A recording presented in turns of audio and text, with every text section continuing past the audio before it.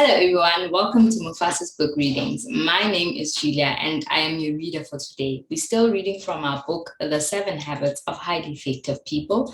Today, we're moving on to the last chapter of the book, which is titled Inside Out Again. There's a quote here by Ezra Taft Benson, former Secretary of Agriculture. The quote reads, "The Lord works from the inside out. The world works from the outside in. The world would take people out of the slums. Christ takes the slums out of people. And then they take themselves out of the slums. The world would mold men by changing their environment. Christ changes men who then change their environment. The world would shape human behavior, but Christ can change human nature."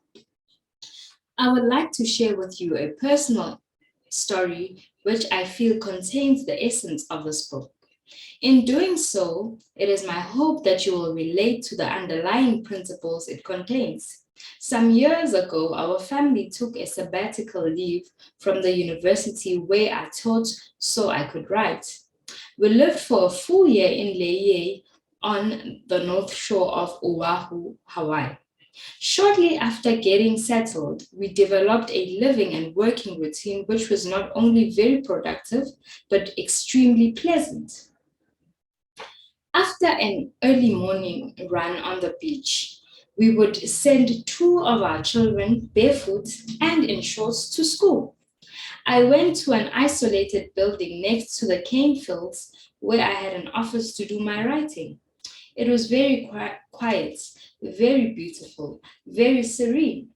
No phone, no meetings, no pressing engagements. My office was on the outside edge of a college. And one day, as I was wandering between the stacks of books in the back of the college library, I came across a book that drew my interest. As I opened it, my eyes fell upon a single paragraph that powerfully influenced my life. I read that paragraph over and over again. It basically contained the simple idea that there is a gap or space between stimulus and response, and that the key to both our growth and happiness is how we use that space.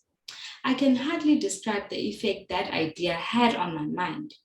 Though I had been nurtured in the philosophy of self-determinism, the way the idea was phrased, a gap between stimulus and response, hit me with fresh, almost unbelievable force.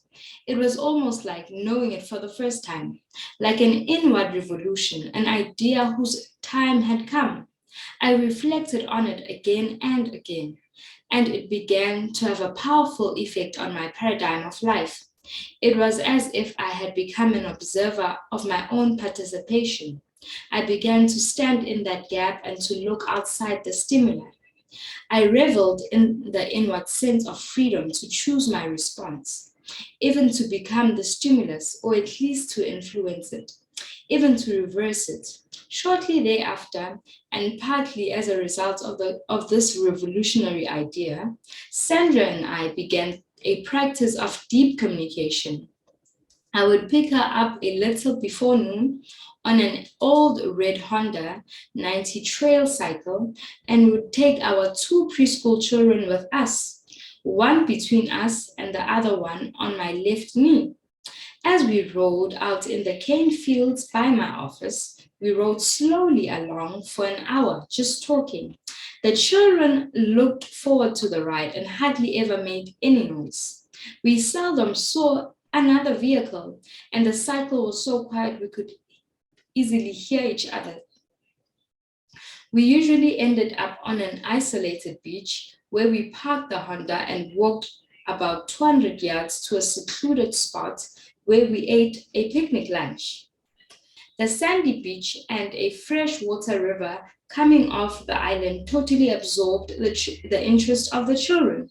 So Sandra and I were able to continue our talks uninterrupted. Perhaps it doesn't take too much imagination to envision the level of understanding and trust we were able to reach by spending at least 2 hours a day every day for a full year in deep communication. At the very first of the year, we talked about all kinds of interesting topics: people, ideas, events, the children, my writing, our family at home, future plans, and so forth.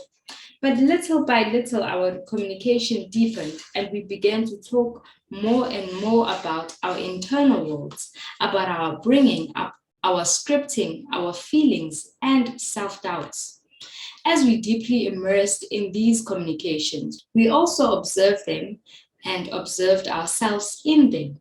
We began to use that space between stimulus and response in some new and interesting ways, which caused us to think about how we were programmed and how those programs shape how we saw the world. We began an exciting adventure into our interior worlds. And found it more exciting, more fascinating, more absorbing, more compelling, more filled with discovery and insight than anything we'd ever known in the outside world.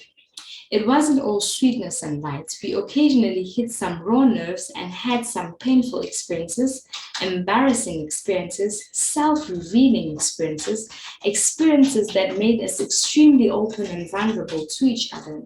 And yet we found we had been wanting to go into these things for years. When we did go into the deeper, more tender issues and then came out of them, we felt in some way healed. We were so initially supportive and helpful, so encouraging and empathic to each other that we nurtured and facilitated these internal discoveries in each other.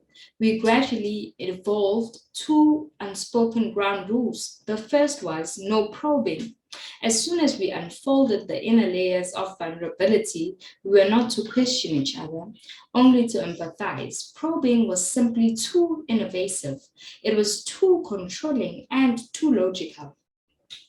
We were covering new, difficult terrain that was scary and uncertain, and it stirred up fears and doubts. We wanted to cover more and more of it, but we grew to respect the need to let each other open up in our own time. The second ground rule was that when it hurt too much, when it was painful, we would simply quit for the day. Then we would either begin the next day where we left off or wait until the person who was sharing felt ready to continue. We carried around the loose ends, knowing that we wanted to deal with them. But because we had time and the environment conducive to it, and because we were so excited to observe our own involvement and grow within our marriage, we simply knew that sooner or later we would deal with all those loose ends and bring them to some kind of closure. The most difficult and eventually the most fruitful part of this kind of communication came when my vulnerability and Sandra's vulnerability touched. Then, because of our subjective involvement, we found that the space between stimulus and response was no longer there. A few bad feelings surfaced, but our deep desire and our implicit agreement was to prepare ourselves to start where we left off and deal with those feelings until we resolve them. One of those difficult times had to do with a basic tendency in my personality. My father was a very private individual, very controlled and very careful. My mother was and is very public, very open, very spontaneous. I find both sets of tendencies in me. And when I feel insecure, I tend to become private like my father. I live inside myself and safely observe. Sandra is more like my mother, social, authentic, and spontaneous. We had gone through many experiences over the years in which I felt her openness was inappropriate and she felt my constraint was dysfunctional, both socially and to me as an individual, because I would become insensitive to the feelings of others. All of this and much more came out during these deep visits. I came to value Sandra's insight and wisdom, and the way she helped me to be a more open, giving, sensitive, and social person. That is where today's reading will end. For me, what I really took out of today's reading is the fact that there is a gap between stimulus and response. So in all occasion, in all times, we always have a choice in how we respond. So we need to choose better for growth and success in our personal lives. Thank you so much for watching our videos. We hope to see you soon in the next video. And if you have any comments, we can engage in the comment section. Thank you so much for watching. Bye.